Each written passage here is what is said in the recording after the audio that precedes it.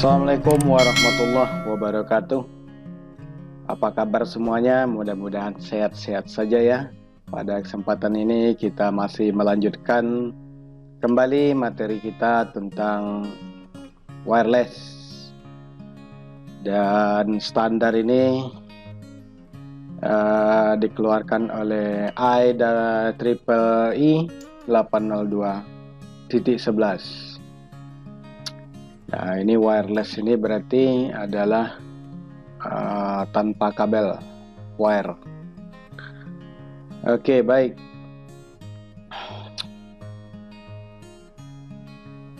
Nah, berbicara tentang wireless ini tentu tidak terlepas dari standar yang telah dikeluarkan oleh IEEE, adalah serangkaian spesifikasi kendali akses medium. Khususnya ini adalah diimplementasikan kepada lapisan fisik dalam standar layer OSI.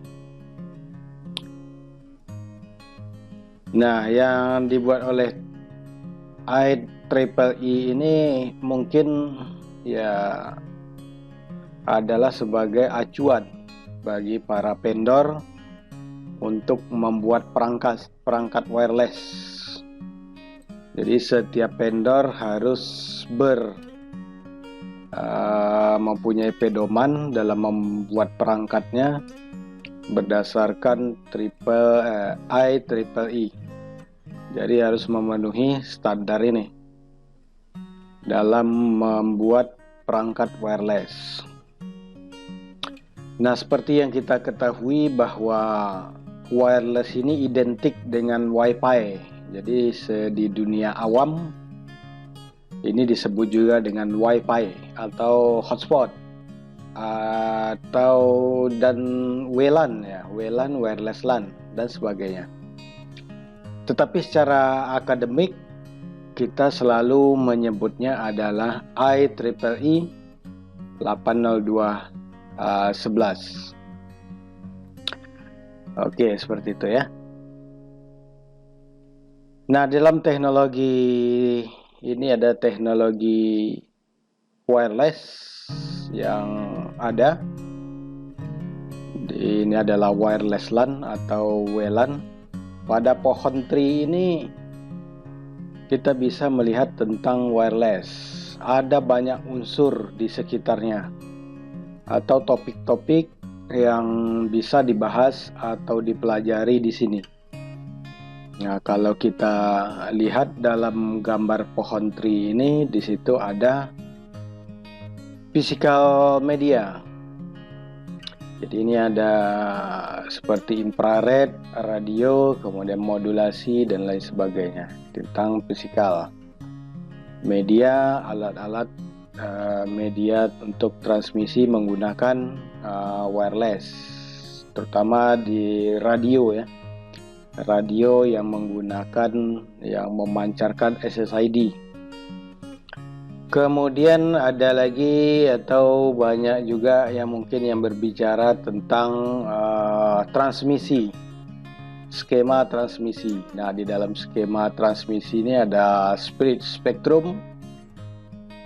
Ini terkait dengan frekuensi radio, kemudian ada direct sequence di dalam spektrum split spectrum, kemudian di dalamnya ada juga berbicara dengan carrier modulation. Jadi ini modulasi pembawa. Di antaranya ada single carrier dan multiple carrier. Kemudian ada direct modulation. Ini terkait tentang on-off keying dan pulse position modulation. Nah, di sini kebanyakan peneliti fokus di sisi analitik. Biasanya menggunakan MATLAB, software MATLAB untuk membuat sebuah analitik tentang pemodulasian misalnya. Nah, kemudian di sekitar wireless juga ada berbicara juga tentang MAC address method, yaitu CDMA, kemudian CSMA CD dan CSMA CA. Ada juga TDMA. Kemudian juga berkaitan juga dengan standar. Nah, standar di sini ya IEEE 802.11, kemudian ada Hyperland, terutama untuk home RF dan Bluetooth di sini. Atau juga berkaitan dengan application, yaitu rumah sakit, kemudian toko retail, warehouse, building, bangunan, dan airport. Ini pengimplementasiannya di lapangan. Jadi penggunaan wireless itu bisa di berbagai area, cakupan area. Nah, ini jadi wireless LAN ini banyak topik-topik yang dibahas di dalamnya. Jadi saya menjelaskan dulu secara umum overview dari teknologi wireless LAN itu sendiri. Oke, lanjut. Nah, IEEE 802 standar family sebetulnya ada 802.2 itu terkait tentang LLC, Logical Link Control. Ini 802.2, kemudian ada 802.3 itu Carrier Sense, kemudian 4 token bus, kemudian 5 token ring. Nah, kita nyangkutnya di sini 802.11 wireless. Ada 802.11. Nanti juga ada 802.15. Nah, 802.15 ini terkait sudah masuk ke dalam pembahasan personal, yaitu personal area network. Nah, personal area network ini yang umum dipakai untuk embedded dan banyak dipakai juga untuk sensor-sensor atau control network. Jadi wireless sensor control network itu di 802.15. Seperti yang kita sama-sama ketahui, misalnya mobil remote control. Nah, di situ mobil remote control itu kan menggunakan wireless juga, tapi dalam cakupan personal, tidak yang umum. Oke, kemudian di sini ada protokol yang perkembangannya beberapa standar 802.11. Itu memang sejarahnya cukup panjang, dimulai pada tahun 1997. Ini dead rate-nya ya cuman 2 Mbps cuman 2 Mbps. Nah, ini kan dead rate yang cukup lumayan kecil. Nah, pada waktu itu ini mengalami pembahasan yang cukup panjang, apakah dihentikan atau tidak. Tetapi beberapa konsorsium merevisi lagi sehingga muncullah 802.11a yang dikeluarkan tahun 1998 dengan kecepatan 54 Mbps. Kemudian bersamaan juga ada B dengan 11 Mbps. Jadi 802 ini frekuensinya di 5 GHz, B itu di 2,4 GHz. Memang di A itu dia mengalami peningkatan, cuman jaraknya agak kecil atau tidak terlalu luas dibandingkan yang B, kecepatannya hanya sedikit, cuman cakupannya ya lumayan luas dibanding yang A. Kemudian tahun 2003 dikembangkan lagi G sampai 54 Mbps, dan sekarang masih banyak digunakan di wireless laptop menggunakan G. Nah, 2006 itu ada N, dan yang terbaru sekarang adalah menggunakan 802.11 AC. Kalau AC kecepatannya bisa sampai 1 gigabit lebih yang AC. Kebetulan ini saya belum sempat membuatnya di sini. Yang AC. Nah, itu dia. Ini perkembangan tentang protokol 802.11. Nah, berkaitan dengan wireless, tentunya ini juga tidak terlepas dari penggunaan spektrum frekuensi radio.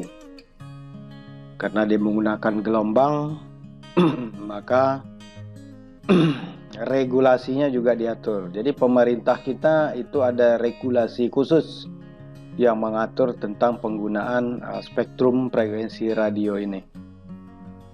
Jadi ini harus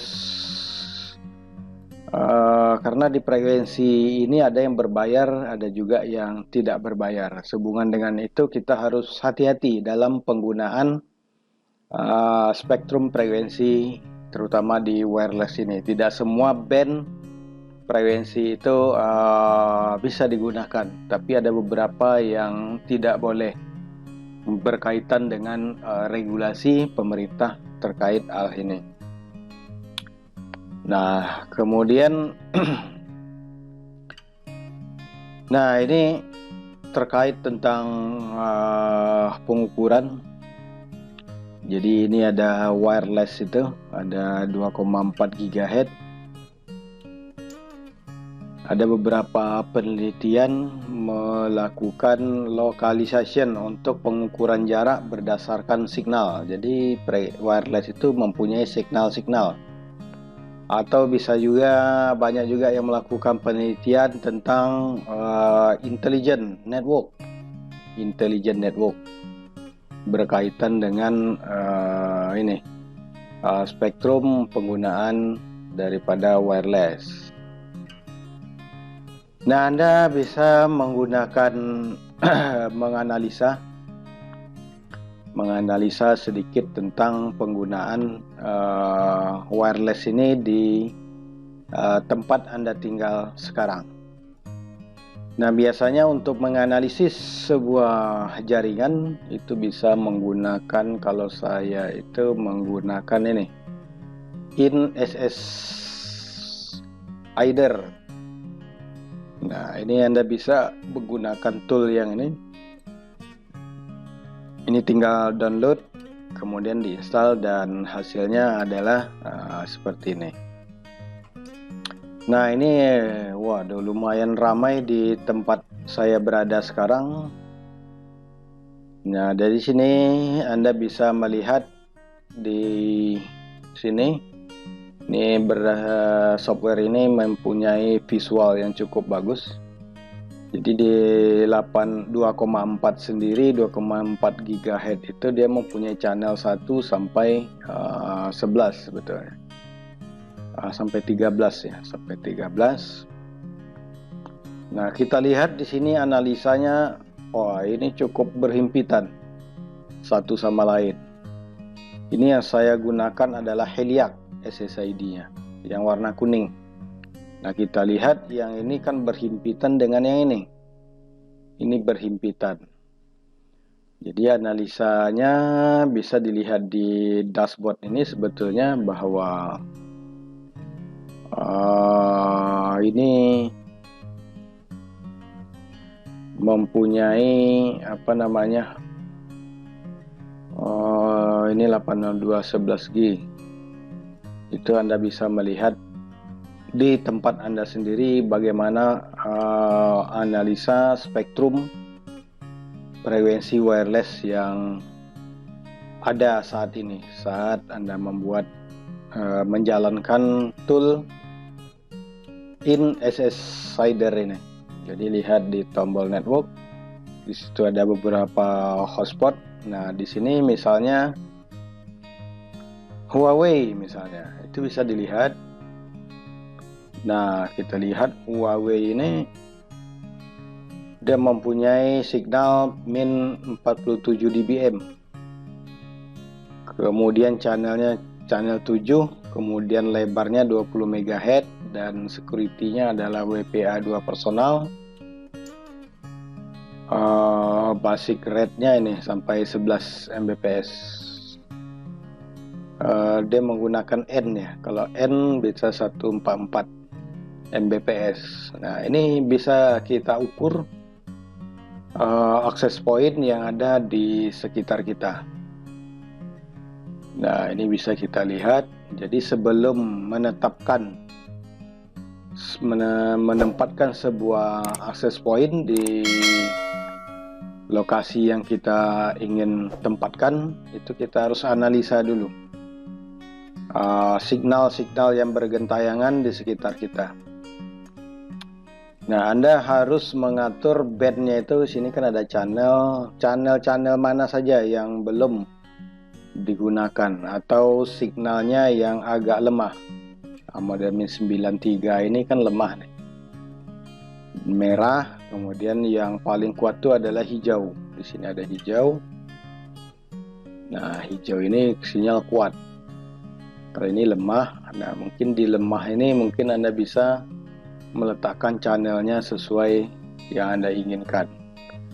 Nah, kadang-kadang ada sebagian orang awam, wah, internetnya lelet gitu ya. Padahal terjadi di sini interferensi spektrum frekuensi radio yang mengakibatkan frame itu terhambat, lalu lintas datanya terhambat oleh terjadinya interferensi di signal antara penerima juga ke access point.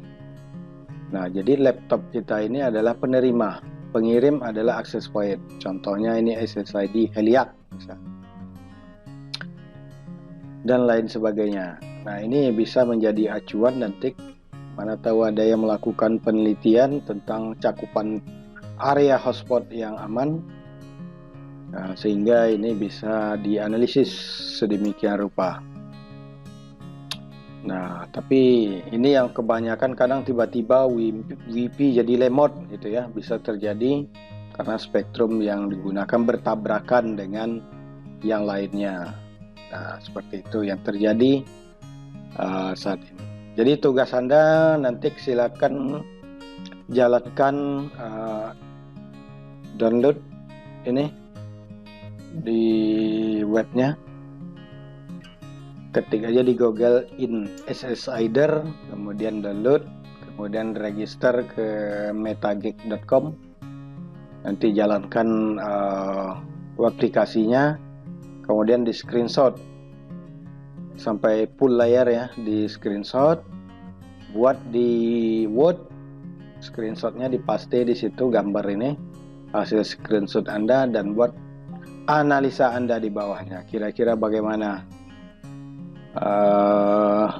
Apakah di sekitar Anda frekuensinya karodit atau bagaimana? Terutama di channel-channel yang 2,4 frekuensi 2,4 GHz. Nah, ini tugas untuk 802.11 wireless. Nah, ini adalah gambaran singkat saja overview tentang penggunaan wireless di sekitar kita. Nanti lebih dalam lagi baru kita bahas satu persatu secara detail tentang baik itu security dan lain sebagainya. Oke, saya kira itu saja dari saya. Dan tugas dikirim ke alamat email seperti biasa, yang seperti yang di quiz kemarin itu, alamat situ aja dikirim di dalam Word ya, file Word. Jadi buat analisa Anda terkait ini spektrum frekuensi yang digunakan di sekitar Anda. Mudah-mudahan bermanfaat. Jangan lupa tekan subscribe, like, and comment, serta aktifkan loncengnya. Sampai jumpa lagi pada video selanjutnya. Assalamualaikum warahmatullahi wabarakatuh.